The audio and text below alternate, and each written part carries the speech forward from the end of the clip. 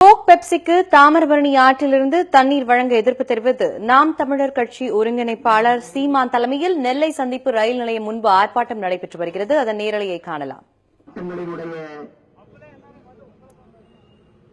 ஜீவாதாரமாக உயிர் நீராக இருக்கிற தாமிரபரணி ஆற்றில் அந்நிய முதலாளிகள் கொக்கோலா பெப்சி நிறுவனத்தார் நாள் ஒன்றுக்கு பெப்சி நிறுவனம் 13 லட்சம் லிட்டர் தண்ணீரை உறிஞ்சிக் கொள்ளலாம். கொக்கோலா நிறுவனத்தார் 15 லட்சம் லிட்டர் தண்ணீர்களை உறிஞ்சிக் கொள்ளலாம் என்று அரசு போட்ட ஒப்பந்தம். 1000 லிட்டர் தண்ணீர் 50 காசுக்கு அரசு கொடுக்கிறது. அறிவார்ந்த தமிழ் சமூகத்தின் மக்கள், எங்கள் பாசத்திற்குரிய தம்பி தங்கைகள் இதை புரிந்து கொள்ள வேண்டும். எல்லாவற்றையுமே இலவசமாக கொடுக்கிற இந்த நாடு, இந்த அரசு தண்ணீரை 10 ரூபாய்க்கு விற்கிறது. அரசு ஏன் எல்லாவற்றையும் இலவசமாக கொடுத்த அரசு தண்ணீரை ஏன் இலவசமாக தர முடியாது? தர முடியாது. இலவசமாக கொடுத்தால் அந்த தண்ணீரை விற்கிற தனியார் முதலாளிகள் பாதிக்கப்படுவார்கள். தண்ணீரை விற்கிற தனியார் முதலாளிகள் பாதிக்கப்பட்டால் அரசுக்கு வருகிற கமிஷன் காசு நின்றுவிடும். ஒரு அற்ப கமிஷனை வாங்கிக் கொண்டு பெரும் முதலாளிகளுக்கும் நாட்டு மக்களுக்கும் இடையே தரவு வேலை பார்க்கிற அதிகாரங்களை நாம் நிறுவி வைத்திருக்கிறோம். நீர் என்பது ஒரு மனித தேவை மட்டும்தானா என்பதை என் அன்புக்குரிய சொந்தங்கள், அறிவில் சிறந்த எனது பெற்றோர்கள், தம்பி தங்கைகள் சிந்தித்து பார்க்கணும். அது அனைத்து உயிர்களுக்குமான ஒரு உயிர் தேவையாக, அத்தியாவசிய தேவையான ஒன்று. ஆனால் அந்த தண்ணீர் ஒரு சந்தை பொருளாக மாறி, ஒரு விற்பனை பொருளாக மாறி, போத்தலில் அடைத்து விற்கிற ஒரு நிலை வந்துவிட்ட நாடு நம் நாடாக இருக்கிறது. நமக்கு தாகம் என்றால் கடையிலே ஒரு போத்தலை வாங்கி குடிக்கிறோம். ஆனால் மானும் மயிலும் சிட்டுக்குருவியும் கொக்கும் காகமும் பூனையும் சிங்கமும் கரடியும் யானையும் நரியும் காட்டு மாடுகளும் ஆடுகளும் எப்படி தண்ணீர் இருந்தும் இந்த உயிர்களெல்லாம் செத்து போனால் மனிதன் எப்படி வாழுவான்? இந்த உலகம் மனிதனுக்கு மட்டும் மானமானா என்பதை அறிவார்ந்த தமிழ் சமூகத்தின் மக்கள் சிந்தித்து பார்க்கணும். இந்த உலகம்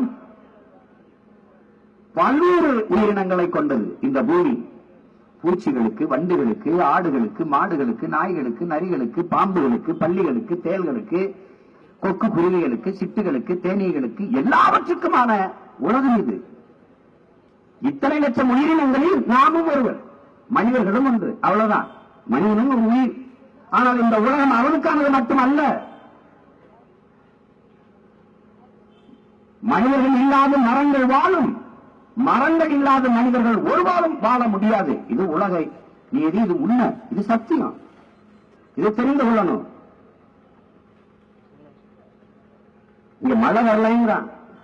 எப்படி மழை வரும்? மழை வரணும்னா மரங்கள் வளர்க்கணும். மரங்கள் இருக்கிறதா? ஒரு மனிதனுக்கு 422 மரங்கள் தேவைங்கிறான். ஆனால் இவருடைய நாடு ஒரு 28 மரங்கள் ஒரு மனிதனுக்கு வச்சிருக்கிறது. கனடா என்ற ஒரு நாடு இருக்கிறது, 10,000 மரங்கள் வைத்திருக்கிறது ஒரு மனிதனுக்கு. மரங்கள் தான் மேகத்தை அறுவடை செய்து மழையாக பூமிக்கு கொண்டு வரும். அப்ப மரங்கள் இல்லாத போது மழை பெறுகிற வாய்ப்பை பூமி இழக்கிறது. பருவத்துக்கு மழை பெய்யல, வானம் வைத்து போச்சு. நாம செய்த பிள்ளைக்கு இயற்கையை குறை சொல்லுவது. ஏதோ அரச மரம் இருக்குது. எங்க அப்பா நம்மாழ்வார் சொல்லுகிறார், உயிர் காற்று இலவசம் என்று அந்த மரம் சொல்லுதுன்னு. 1800 கிலோ கார்பன் டை ஆக்சைடு கரியமில வாயுவை குடிச்சிட்டு 2400 கிலோ உயிர்காற்று ஆக்சிஜனை வெளியிடுது. ஒரு நாளைக்கு 24 மணி நேரமும் ஆக்சிஜனை வெளியிடக்கூடிய ஒரு மரம் ஆலமரம், இன்னொரு மரம் அரச மரம்.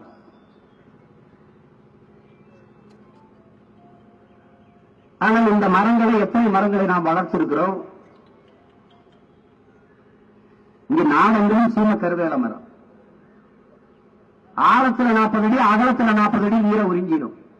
அதேதான் தைல மரம் யூக்கலிப்டஸ். ஆழத்துல 40 அடி அகலத்துல 40 அடி நீரை உறிஞ்சிடும். எல்லா மரங்களுக்கும் வேர்க்கும், இந்த மரங்களுக்கு வேர்க்காது. மரங்களுக்கு வேர்க்குமா என்றால் ஆமா வேர்க்கும். கடல் நீர் சூரிய ஒளியின் வெப்பமாகி மேலே போகிறது, நீராவியாகி அதனுடைய அடர்த்தி அதனுடைய கணம் மிக குறைவாக இருக்கிறது. இந்த மரங்கள் மனித உடல்கள் விலங்குகள் இதிலிருந்து வேர்வை துணி வேர்வை அப்படியே நீராவியாகி மேலே போகிறது. அந்த நீராவி போய் ஏற்கனவே கடலில் இருந்து வந்தது அந்த நீராவியோட அந்த அதோட சேரும் போது ஒரு கூடுதல் கணத்தை பெறுகிறது, அடர்த்தியை பெறுகிறது. அது காற்று மண்டலத்தில் இருக்கிற கரி தூசி இதுகளோட கலந்து அது மேகமாக மாறுகிறது. அந்த மேகத்தை காற்று தள்ளி கொண்டு போகிறது. அது எங்கே இறங்குது? எங்கே குளிர்ச்சியான மடம் இருக்குதோ அங்கே இறங்கி மழையாக கொட்டுது. அதிகமா எங்க குளிர்ச்சி இருக்குது? மரங்கள் அடர்ந்து இருக்கிற இடத்துல குளிர்ச்சி இருக்குது. அதனாலதான் மலை முகடுகளை போய் அது படுத்து காடுகள்ல மழை கொட்டிடுது. அங்க அந்த காடுகள்ல இருந்து சோலை காடுகள் என்று புற்கள் இருக்குது, புல். அந்த புற்கள் எல்லாம் பல கோடிக்கணக்கான புற்கள் தங்களுக்கான உணவாக இந்த நீரை குடிச்சு வச்சுக்கிறது, பிடிச்சு வச்சுக்கிறது. தன் உணவு தேவை போக ஒவ்வொரு துளியாக விடுது, உருட்டி விடுது. அந்த ஒவ்வொரு துளியும் உருண்டு திரண்டு பேரறி